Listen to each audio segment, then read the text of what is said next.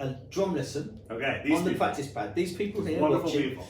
Okay, so give me a sticking exercise that maybe you like warming up with, or that you like to use, or you like to play around with. So, but I'm going to interview you at the same time.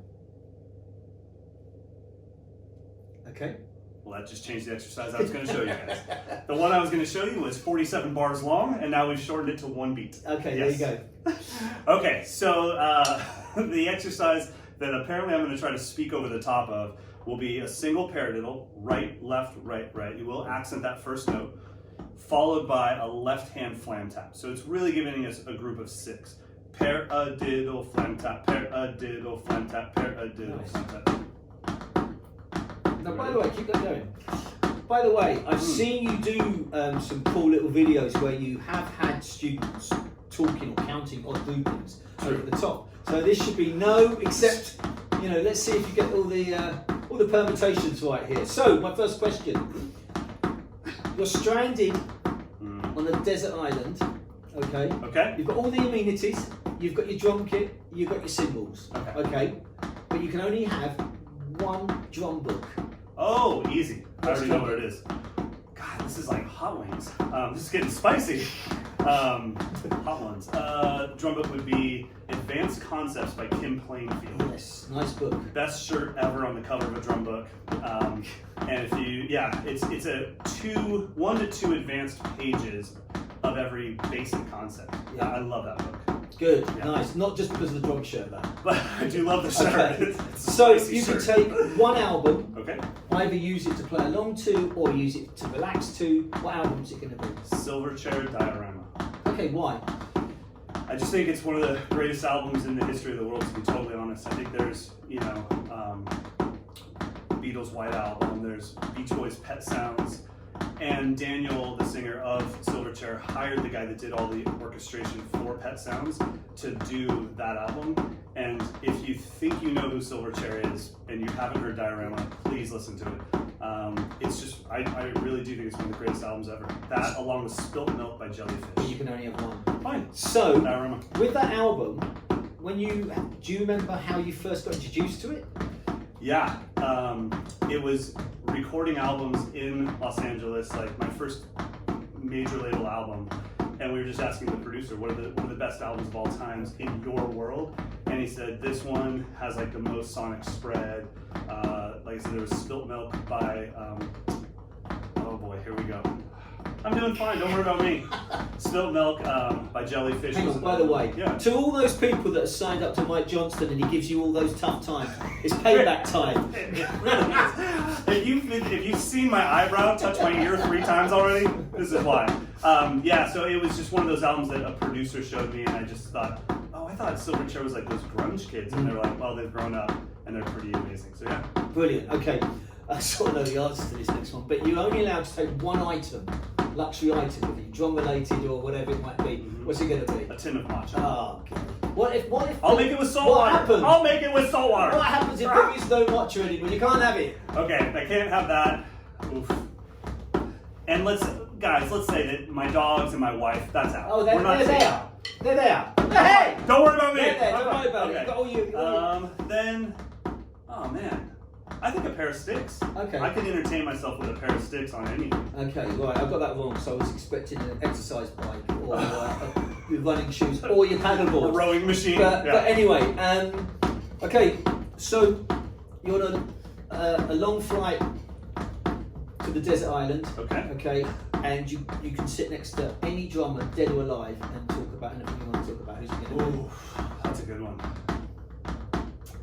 Man, I think it'd have to be Phil Collins. Okay. He's just been my obsession for so long. I've always loved Phil for his choices, not necessarily just the drumming. I mean, the drumming's fantastic. I mean, I love all the Brand X stuff, and I think he even played with Foreplay on one album. Yeah. So I love all that stuff, but it was something as simple as like, he would be playing a ballad and he would come into a verse and hit maybe a 12-inch splash with no kick after the fill, and it was like, I can do that. I just never would have thought to do that. Why did you do it?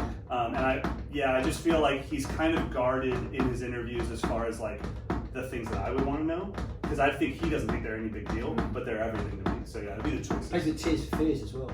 Really? Yeah, I he's did not done know quite that. a lot of session stuff. Yeah. Really? Yeah. Wow. Yeah. So, any artist, dead or alive, that you'd like to work with? Ooh.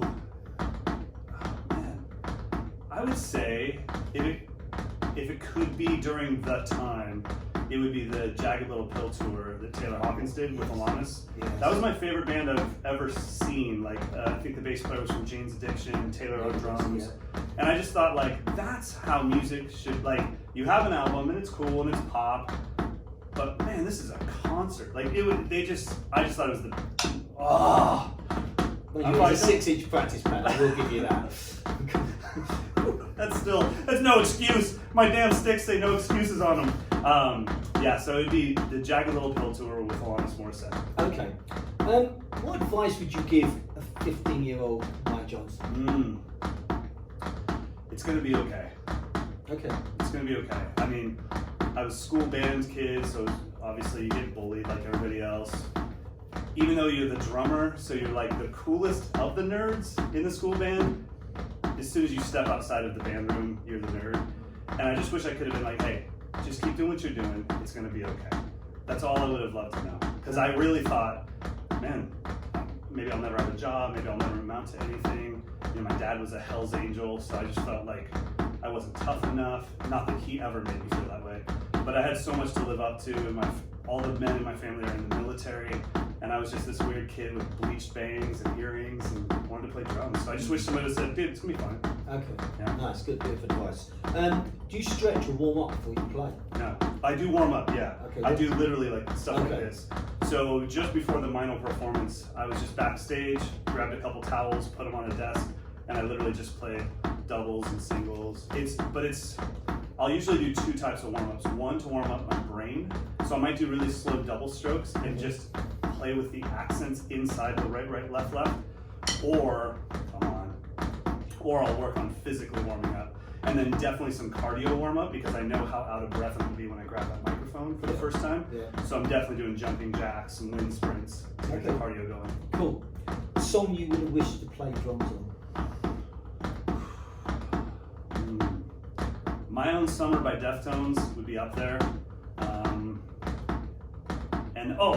Easy. I can't believe I said easy. It's by Peter Gabriel, Woman's Day, It's Her Day, Monica Cache. Oh, I don't know which one that is. Oh, God, Tony Levin on bass. Well, let's just say, I'll go with Big Time by Peter Gabriel. Okay, last question. Sure. Obviously, you are an influencer on Instagram or social media or wherever we want to go down that, whatever it is. What advice now would you give people that are trying to set up their social media? What advice would you give them to get that going? And second of all, how do people deal with the crap that they may get? Oof, yeah. So as far as the beginning, it would just be do it to do it. Don't worry about likes. What if you got 7 likes? Could you imagine walking into this room and having 7 people start clapping when you walked in? That's amazing. So I wouldn't worry about any of that stuff. Just do it so you're building, like, you should fail in front of very few people. So the beginning of social media, you're gonna fail. You don't know how to speak to a camera. You don't know how to play on a pad and speak at the same time. Your cadence is gonna be too boring. Then you'll be too excited. So I would say fail in front of a few people, which I did on YouTube in 2005. There were no drummers watching it. And by the time that everyone showed up, I had my camera chops up. And everyone's like, oh, you're so natural. I'm like, well, you missed out on all the hard work. So I would say just start. That's the biggest thing. The other thing is don't worry about the gear, because I feel like on social media, when you go backwards in gear, people get more engaged. When you're on a big cinema rig and somebody's got like a gimbal, it feels a little bit too disconnected. When we're on a phone, it could be more real. We have no lighting. This is like office lighting. Yeah. Whatever they're seeing is exactly what you and I are seeing right now. And so I feel like don't worry about the gear. Your phone is more than enough. And then as far as taking a little bit of hate, if you want to call it that. Negativity. Let's use that word. Sure. Yeah. I would say that don't worry about it. Don't take it too seriously. It is hard to ignore for sure. But look deeper and see, like, okay, out of this negativity, is there anything that's a little bit true?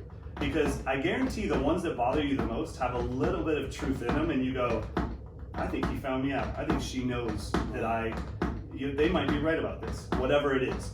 And so those ones, take it to heart, but you don't have to engage. That's the most important thing. Don't engage, and don't feel guilty about deleting negative comments or blocking negative people. Every day I'm taking someone out of my social media landscape because they overuse cuss words. Sometimes people are positive to me while being negative to someone else. Right. You're so much better than. I'm like, well, how is that any different than being negative? Yeah. You still made fun of someone. So I just eliminated it. I just don't stand for anything. Okay, Mike, you may now stop. That's it. Dog. Thank you very much. Woo-hoo! Brother. Okay, That's brilliant. the longest I've ever played that exercise.